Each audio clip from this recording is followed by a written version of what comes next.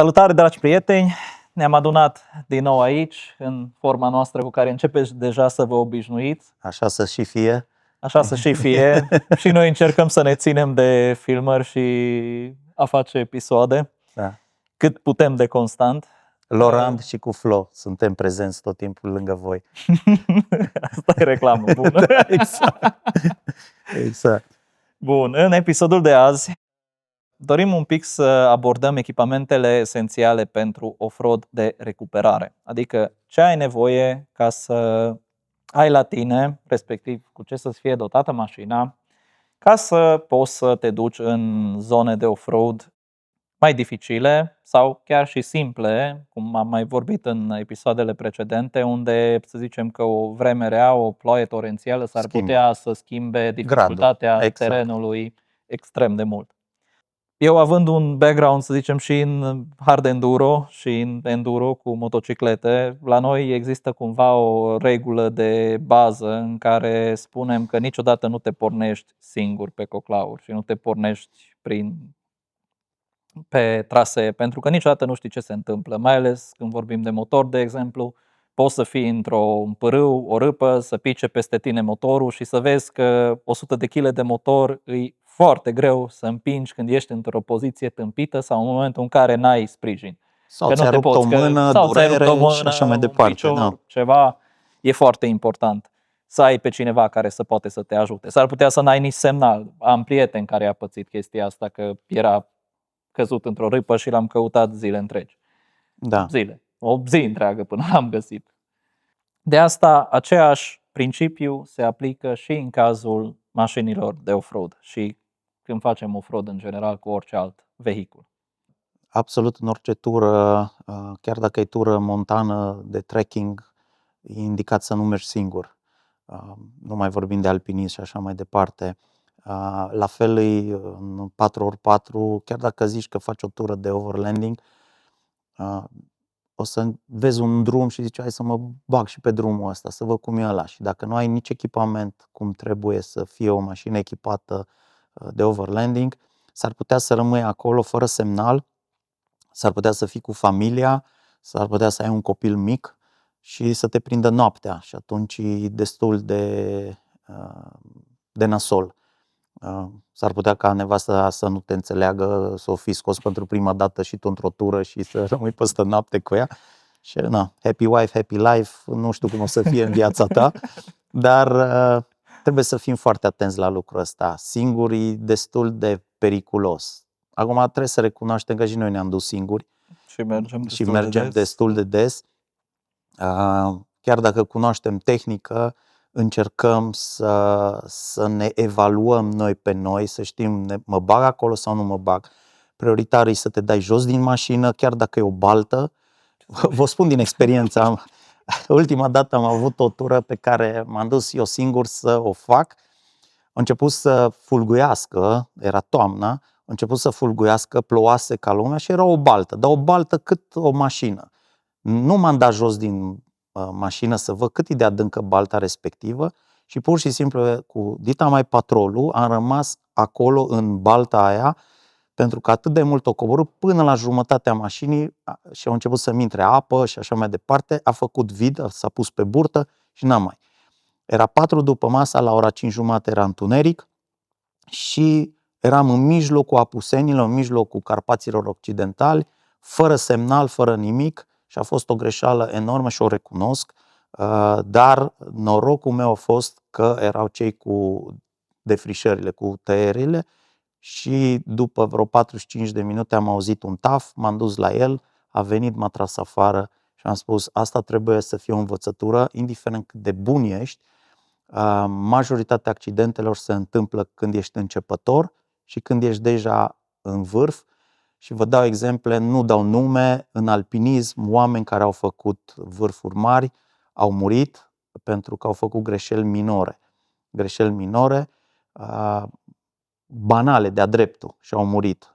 Pentru că când faci ascensiuni mari, ești foarte concentrat acolo. Dar când ești pe lucruri care zici, de astea am mai făcut, ce e asta, o baltă, trec.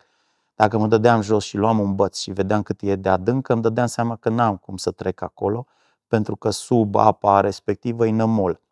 Și ocoleai, că ăsta e Și altă o variantă. coleam și da, găseam altă variantă, dar graba și, să spunem așa, mândria aia m-a împins în noroi. Și încrederea în sine. Exact, la un moment încrederea dat. în Că în momentul sine în care și nu zici- pățești nimic o vreme bună, Da. începe să-ți crească nivelul Dar știi ăla care de au fost, încredere în sine. de ce râdeam singur acolo? În primul rând, eu la școlile mele învăț că sunt 5 reguli de bază în supraveghere și una e păstrarea calmului. Și orice problemă care se iscă, la mine e foarte calm, adică nu mă stresez deloc, pentru că frica aia nu există. E o poveste pe care ne-o spunem noi despre ce am crede că se va întâmpla. Și atunci eu elimin treaba asta. Eu nu îmi spun povești de ce am crede că se întâmpla, pentru că eu trăiesc actual, acum. Pe mine m-a bufnit râsul foarte tare pentru că eu aveam troliu în portbagaj și urma să-l montez a doua zi. Și am zis, acum, bă, nu mai pun, mă duc așa cu el și ăsta. Deja mă gândeam cum să prind troliu de mașină, așa, să fac o improvizație acolo, să mă troliez afară. Deci, bine, a doua zi deja s-a montat troliu pe mașină, pentru că schimbasem troliu. Și Ți-a apărut și motivația. exact, de ce? și a apărut și motivația și am zis ok, că dacă aveam troliu, aveam plin, era plin de copaci în jur, deci nu era nicio problemă. Și să știi că, de exemplu, eu când mă duc pe o zonă unde văd că e nămol sau orice, primul lucru la care mă uit este vreun copac prin zonă. Da. Adică am ceva în cazul în care mă blochez să am de ce să mă leg. Da, acum pentru mine, cum să zic, practicând atât de mult, mă leg și la câmpie, nu e problemă, am tehnicile Dar găsește mele. Da, am tehnicile mele, mă trag afară, Ceva. nicio problemă, și în spate mă pot trage cu troliul de față, dar mai greuț, dar se poate face. Singurul lucru ce vreau să vă zic este că trebuie să fiți foarte, foarte atenți dacă mergeți singur. Nu vă aventurați, pentru că riscați foarte mult. De aceea mai bine mai ia un prieten cu tine și mergeți două mașini. Pe lângă că aveți o comunicare prin stație, discutați unul cu celălalt. Și țineți un pic de distanță unul de țineți un pic de- celălalt. da. Că dacă v-ați blocat Da. amândoi în același mașină, Exact, n-ați făcut cea mai nimic. frumoasă, cel mai fain lucru pe care îl văd de fiecare dată când predau la cursuri este că merg unul după altul. Dacă celălalt zice, stai că ăla acum iese din mlaștină, se bagă și ăsta. Problema că ăla se înfundă în mlaștină chiar pe ieșire, ca țiganul la mal, și ăsta la alt e înfundat la intrare. Și amândouă mașini sunt mlaștină. Bine, acum poți face, te dai jos, intri prin mlaștină, te troliezi de ăla care e în față, ieși tu cumva, deci îs mai multe tehnici de scoatere. Dar important este să nu ajungi totdeauna la situațiile astea de limită care... Exact. Da. Noi discutăm de niște situații de limită. Acum puteți merge și pe drumuri de piatră în care nu o să ai nevoie de troliere și să fii împotmolit. Dar este indicat să mergeți minim 2 mașini. Maxim 4, că dacă mergeți peste 4 o să aveți probleme cu legea în România. Aia o să discutăm altă dată. Da, cu intrările pe drumurile forestiere. Corect. Care sunt elementele acelea pe care ar trebui să le aibă o mașină în dotare? Elemente de recuperare, mă refer. Elemente de recuperare, în primul rând... Am pomenit deja de șufă. Da, avem nevoie de șufă. Acum să discutăm un pic de șufă de două feluri. Am văzut, ni se ia și lumina, am văzut că este o problemă. Oamenii încă nu cunosc lucrul ăsta, ce e șufă dinamică și șufa statică. Și fac greșeli. La ultima tură de iarnă s-a tras cu o șufă statică, era să se rupă mașina, înțelegi? Șufa statică e pentru prelungire de troliu și se numește șufă. Și cam atât. Da, se numește șufă. Un copac, sau dacă vrei să tragi un copac după tine sau ceva, știi? E șufă, e cum îi zicem noi în limbajul un drot. Adică e tare, nu faci nimic. Șufa cinetică este șufa dinamică sau cinetică, este cea care se întinde și forța cinetică pe care ea o face acolo când tu o întinzi, aia scoate mașina. Exact, nu forța celelalte mașini. Nu forța. Sunt mulți care pun câte o șufă cinetică și el vine cu patrol și să scoată, nu știu, un Volkswagen Golf. Îți dai seama că ăla cu Golful zboară săracul, zici că nu știu, îi cântă melodia I Believe I Can Fly, știi? Exact. Pentru că ăsta așa trage cu patrolul ca și cum acum îl scoatem. Dar nu aia face, ci șufa în sine, așa e concepută, da? Forța cinetică care se acumulează acolo. Da, de șufă neapărat trebuie să ai nevoie, să o ai cu tine. Dar cinetică e cea mai bună, că aia te scoate. Dacă ai troliu, atunci spui și o șufă statică de troliu, de prelungire de troliu. Că-ți prinde bine. După aceea, ce mai ai nevoie? În primul rând, troliu. Dacă vrei să faci ture mai Sau grele. hai să nici să nu ajungem la troliu, hai să rămânem doar la chestiile astea pasive. Dacă avem șufă, avem nevoie de ocheți. Da. Acum, la ocheți trebuie Că- avut mare grijă. O să facem un vlog despre ocheți, cum calculezi ocheții, la ocheții mult. Dar trebuie să ai foarte mare grijă ocheții metalici versus ocheții sintetici. Da. Care sunt avantajele la un ochet sintetic, care e avantajul la un ochet metalic. Alea poate o să le discutăm, ne ia 15 minute cel puțin să discutăm despre lucrurile, calculele de rupere și așa mai departe. Lucrurile astea le predau și la cursul de 4x4 pe care îl ținem primăvara și vara, așa că îi așteptăm să prindă un loc la noi la cursul de 4x4.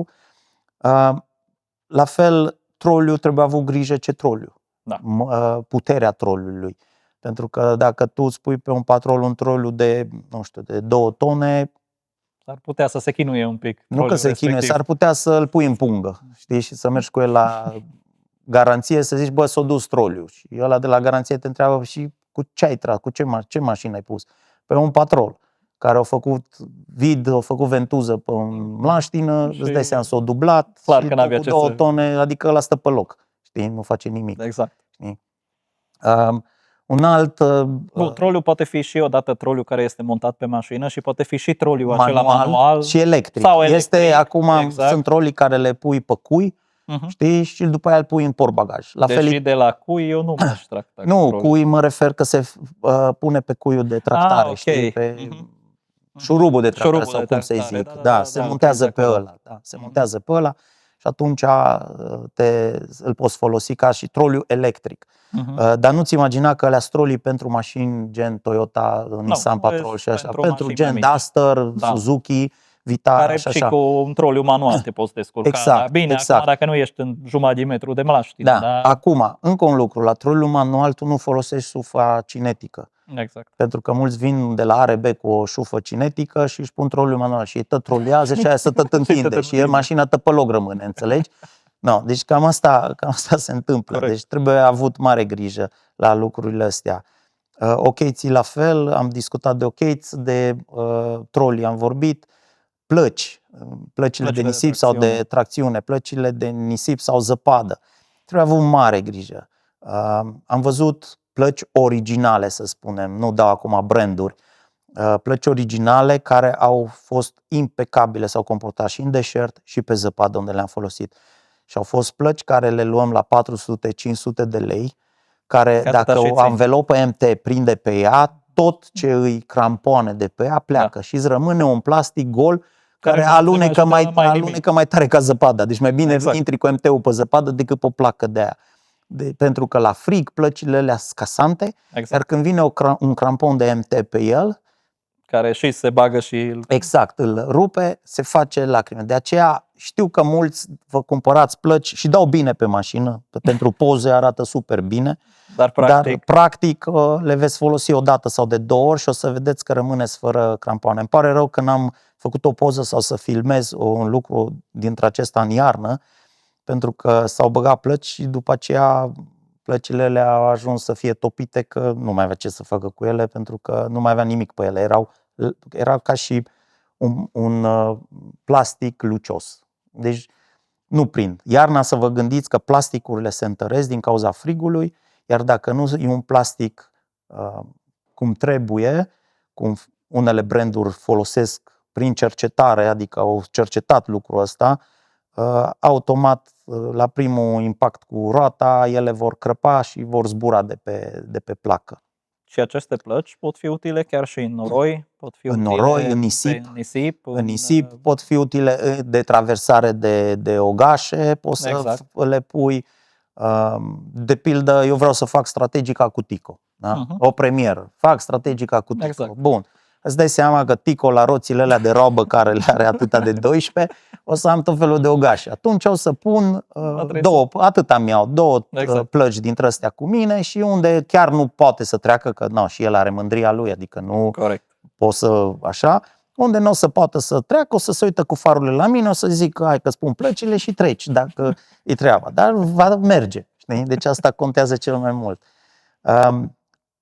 Astea sunt lucrurile de bază importante. Acum, de restul, cum tot zicem noi, o să discutăm, o să ajungem la fiecare, că vrem să le luăm fiecare subiect în parte, să-l analizăm, să vă zicem care sunt plăcile ok pe care noi le-am testat și le-am folosit în atâtea expediții.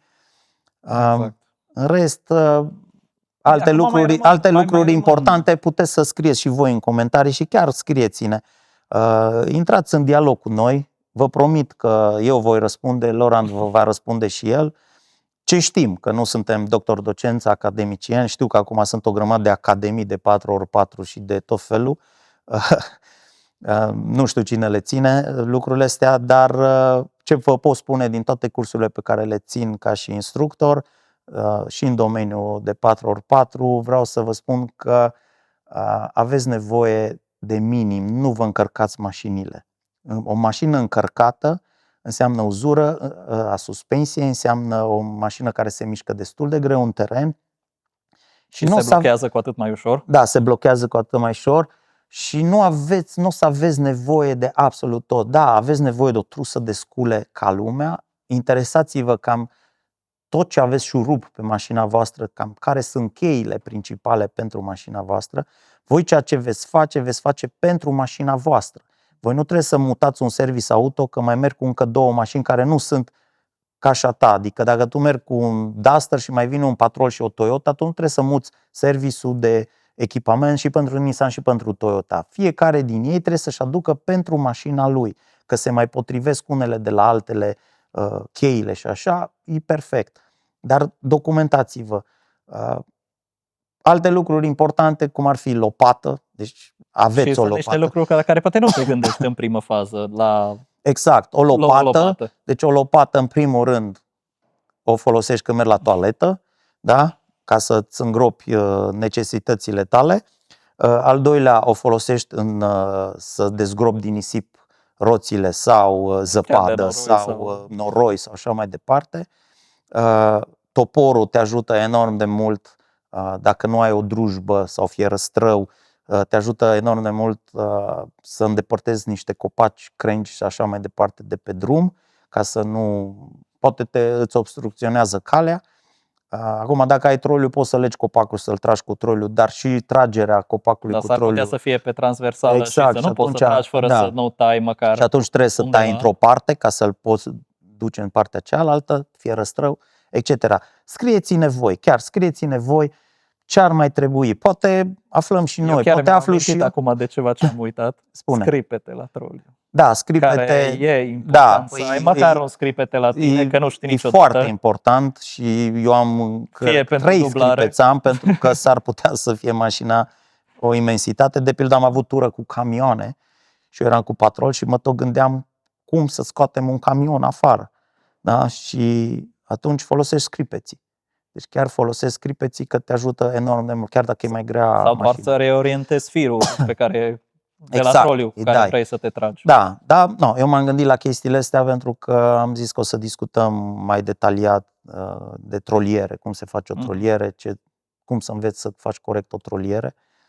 Iarăși, de exemplu, dacă nu ai lopată la tine, poți să folosești placa de tracțiune. Da, în nisip și în zăpadă noi foloseam plăcile mai repede decât lopata, că mai îndemână, plus că au mânerele, au chiar mânere să le prinzi corect, plus că e mare. Adică, da, și ai randament. Da, în zăpadă nu o să mă duc niciodată cu o lopată de zăpadă, știi? Adică să iau ar fi maxim să pui pe mașină. Da, să pun o lopată de zăpadă, iar vara mă duc cu o lopată cu o casba. Exact. Știi? Dar da, te ajută foarte mult plăcile de tracțiune pentru așa ceva. Știi? Iar își dau exemplu la lopeți, nu trebuie să ai o lopată mare, eu folosesc o lopată militară, de exemplu, care se adună atâta tot și e destul de utilă, că poți să o folosești în destul de multe feluri. Da.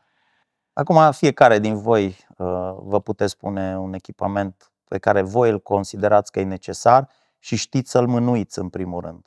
Asta contează cel mai mult, să știi să-l mânuiești.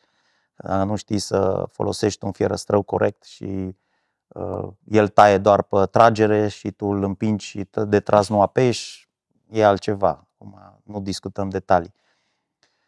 Cam asta ar fi în mare să auzim episodul. Atunci Eu ce le cer, vă cer să ne scrieți. Chiar scrieți în comentarii, provocați-ne, dați-ne idei. Dacă Da, doriți, eventual chiar poate ne vin idei bune și pentru dacă episodul următor. doriți ceva în alte episoade, haideți. Exact, Suntem o sugestii. comunitate de critici, toată lumea știe să critique. Dacă știe ăla care critică, știe să facă lucruri mai bune, eu îl invit să facă și eu promit că mă uit la ce face el. Îl invităm aici dacă Sau îl invităm aici dacă îl punem între noi aici. Știu, deci toată lumea de criticat e ușor. Hai să creăm comunitatea asta să crească, să învețe oamenii. Da, eu am o experiență care încerc să o dau mai departe, de aceea țin cursurile de 4x4. O să discutăm, vreau să organizez o conferință de overlanding în Cluj, împreună cu Laurent. El o să vină pe tema cu corturile, să prezinte exact cum să-ți alegi un cort, ce înseamnă materiale din cort, structura cortului, etc., etc. Respectiv alte accesorii. Accesorii, exact, sunt o grămadă de accesorii. Viața. Și vrem să facem o conferință care să fie pentru prima dată în România și vă invităm, va fi gratuită. O să vă anunțăm data. Eu acum plec în Africa și mă interesează după ce mă întorc, să o fixăm și vă așteptăm cu drag. Deci vă așteptăm ideile. V-am spus, de critici suntem acoperișul, cum se zice, podul plin. Haideți și cu ceva concret și poate ne dați o idee faină și o dezvoltăm. Poate, nu știu, poate o idee care sclipește și eu vă garantez că vă premiez cu un loc la o tură de-a mea. Da? Nu trebuie să o plătiți, nu trebuie decât să participați la ea, să veniți. Cu mare drag. Vă salutăm. Mersi. Flo și Laurent, vă zic o seară faină și să ne vedem cât mai sus. Salut. Ciao.